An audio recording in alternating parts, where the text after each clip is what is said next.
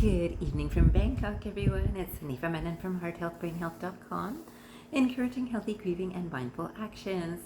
Today I am in my new, but familiar hotel suite in Bangkok, and it's a lovely space. I really love this room, and I'm drawn back to it regularly, and certainly the management and staff have been so lovely too. So it's nice to see their familiar faces. I think I've mentioned to a few friends and acquaintances too about how my favorite halal restaurant is across the street, so it's a great location for me. Today I had my first meal there, and oh boy, it hit the spot. And today I wanted to talk about some of the things that are representative of what I am doing here. First of all, some of you know that every 6 months I have to leave Indonesia, and that's for visa purposes, so that's what this trip is for. So here I am in Thailand and loving it, and you know, Thailand is such a beautiful space, and really it's the energy of what we carry within ourselves. That's the beautiful space. So of course I get to carry the beautiful space here with me wherever I go, and oftentimes I'm met with beautiful energies too. And today I thought I would talk about something that again is a continuation from Bali and Lombok and now here. I don't feel that I've made enough videos about my experience in Lombok, so I thought I would make sure that you understand that today's reflection time for me has been incorporating a lot of what I contemplated in my time in that trip. And so I thought I'd start with a nice quotation that I came across by Imam Ali, which Muslims will recognize most likely. And of course, most of you might know that majority of Indonesia is Muslim. And here in Bangkok, it's largely Buddhist. Yet, of course, the restaurant that I love most is a Muslim restaurant. We know that Muslims are all over the world, and we know that Buddhists are all over the world. We know that Hindus are all over the world, even though Bali has the highest concentration of Hindus in Indonesia. I thought this quotation was unique and fitting for us all at a time such as this. It says, "There will come a time where nothing will be hidden except truth, and nothing will be revealed except falsehood." Wow. Now, you know, it was said some time ago, and I believe that many people have said these things, and this one is unique because, again, this is definitely a Muslim-related quotation, yet you'll see that it's truth. Truth is truth, no matter what the religion or non-religion of the writer or author would be. But this one really matches our time now, doesn't it? It says nothing will be hidden except truth. And I don't know if you've experienced this yourself, but I've certainly seen this, that whether in Bali or in Lombok, there are some things that I would ask very pointedly. Someone says, "I'm going to such and such place," or someone says, "I'll be back. I got something to do. Just going over here, just around the corner." And it was so interesting that I'm again seeing similar patterns in both of these places. And then when the person would come back and say, "Did you just go around the corner?" That took a really long time to go just around the corner. Even again in Bali, well, things like this will be like, "Yeah, I gotta go," but not real clarity about where am I going. And so this is nothing about the truth being revealed fully. And in this mind's opinion, I don't think there's anything so dramatic that anyone's doing. I don't think there's any secret deals that are happening in those times. Yet, for whatever reason, people don't feel like speaking full truth. And this is interesting that even in individual communication, with even connections that I feel very closely connected to, there isn't full truth being expressed. And I don't mean that someone has to go into 6 hours of discussion of their truth. I mean just a momentary truth. What are you doing? Or where are you going? Simple questions like that, where there's a hesitation. And maybe because people have so much on their minds that in this one moment, going to do this, and then to explain that in a moment of question of where are you going, seems like too much. And so the truth could be, it's a few places I've got to go. I'll tell you about it when I get back. That's easy. And yet it's usually, I'm just going. It's a very cluttered space that even the response is coming from. And then nothing will be revealed except falsehood. Someone can talk about, this is not easy in life. This is, money's not easy for me. It's the thing that I hear most often. I need money for this or that. And I know that I'm a person that's been living here for quite a bit of time now. Not necessarily Thailand, because obviously I'm just here for a short time again, but in Indonesia, and let's say overseas. I've been living away from what I consider home in Canada for quite some time now, and I am noticing that I don't have the opportunity to make a single cent because that's the legal requirements that I cannot work with clients here for now. And it's again, that's the visa that I'm on right now, which I've learned about. And so the truth is, I'm making nothing. And the truth is, most people that I speak with are making something. And everyone feels that they're not making so much, so they might even expect a tip in a particular service industry. And they might even know my situation. Yet, there's this belief, a falsehood, of they're doing better than me, even though I'm making a lowly income as a cab driver. That person is coming from Canada. And so the falsehood is this illusion of someone else has something better than me. And then this whole idea of looking within to see truth, to see what kind of biases do I have, what do I carry in my own mind that I judge everything around me with. So I have this bias of really thinking that people are kind souls. And I am so lucky, fortunate that this mind truly believes that.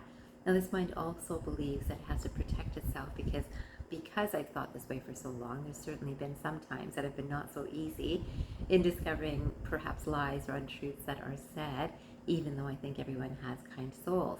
I do now recognize that, yeah, I can see that some kind souls might have not such easy or good, what I would define as good, behavior, and yet they're still kind souls.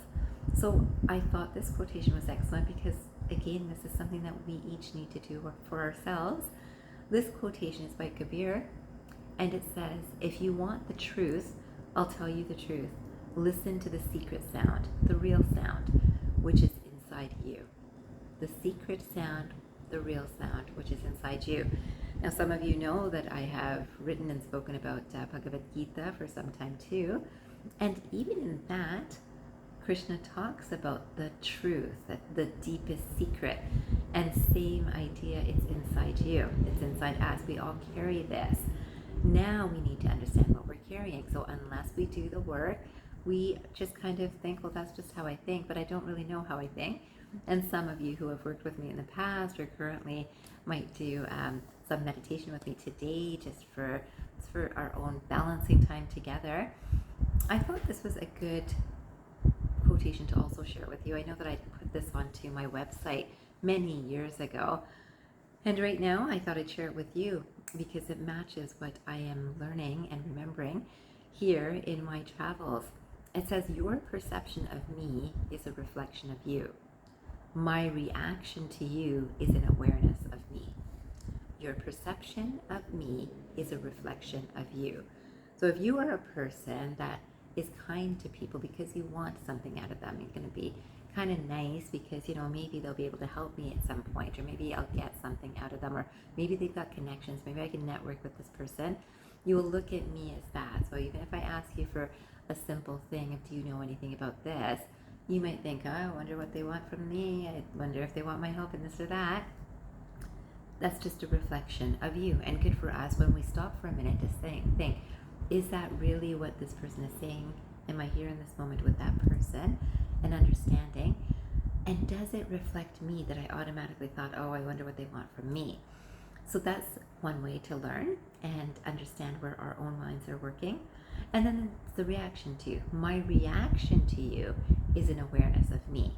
So my reaction, sometimes this mind, this soul, this being, Hanifa, coming through as Hanifa, is definitely aware of when some people are either really helpful or suspicious or uncertain or nervous or excited. And so all of these things I'm gathering as information. It's certainly how this mind has operated for quite a long time. Yet, today it's with much more understanding and compassion. In the past, it might have been fear or worry or concern that I'm putting someone out if they're helping me in some way. And I got to tell you that today someone did help me. There is actually a wonderful, I guess it's the owner of the restaurant that I like so much here, that knows that I've been having this working experience or non-working experience in Indonesia. And I asked him about just digital nomad information here, and he said, I've got a friend here that might be able to talk to you about stuff like that. And sure enough, within minutes, he was introducing me to this gentleman who literally just showed me a great website to look at to just understand how those sorts of laws and rules apply in Thailand. And it's interesting because there's no part of me that thinks that after so much of time, energy, love, compassion invested in Indonesia, that I'm looking for what's the next place. So here it is, Thailand. I'm just trying to see, is there an opportunity that would allow me to make money while I'm also still away from what I consider as my home country in Canada. It's where my citizenship is. Yet, I really feel that all of us are one and working with each other. And whether I help people here or in Canada, I'm really helping the energies of the world. And this is, of course, what I like to help us all realize too, that we need to start with ourselves, compassionate for our own experience, and compassionate. That compassion goes out to the people closest to us, then a little bit farther, and then the world. The purer the space that we work from, the more the divine energy is coming through us. And so today I had this wonderful experience of, gosh, what kind souls I was able to speak with in only my second day here in Thailand this time. And I thought it was really useful to come across another quotation that today speaks again about these truths, that these perceptions of each other, and you know that I think of unity consciousness. So whether I'm surrounded by Buddhist focused personalities or people, there could be monks here, and I've certainly gone through that experience of seeing many monks in Thailand. There could be the average person who is deeply spiritual and yet not practicing any particular religion. There are Muslims that I've obviously spoken with just today too. There's Hindus, there's Christians, there's everything. There are non-denominational. And the nicest thing is there's a common thread between all of us that I will say links with the golden rule. And that's the highest level to me that seeks unity amongst people rather than division and control, which oftentimes when we divide people, we feel more in control because these are my people, these are the better people, these are the heaven focused people, these are the people who are going to go to heaven, and too bad those ones aren't. And had a little bit of that discussion today with these gentlemen too. So I thought this was a great quotation. This is actually by Pope Francis, and this is the quotation. It says, "The question of truth is really a question of memory, deep memory, for it deals with something prior to ourselves and can succeed in uniting us in a way that transcends our petty and limited individual consciousness." Petty and limited, and we know when we think of divine energy, it is unlimited and expansive. It is a question about the origin of all that is, in whose light we can glimpse the goal and thus the meaning of our common path. And you know, when we have meaning in life, lots of people say, what is the meaning of life? We create the meaning of our lives. So if I create the meaning of unity, and I'm not alone in that, it's a wonderful place. It's a beautiful space of welcome and an invitational experience of, let me learn about you, let me understand what you think about, let me not argue with you but try to understand you, and let me not convince you that I'm right because I'm truly trying to understand you. So in that, let's value the differences that are really common at the essence of what we are thinking of with each other. So in terms of helping each other as this level of humanity and understanding humanity that has certain behaviors that are not so good and certain behaviors that are really good. And then even the person who's doing really good behaviors today can do a really good, not good behavior tomorrow, and vice versa. And this understanding of humanity, this expansiveness without judgment, just understanding this is not so good, this might be good.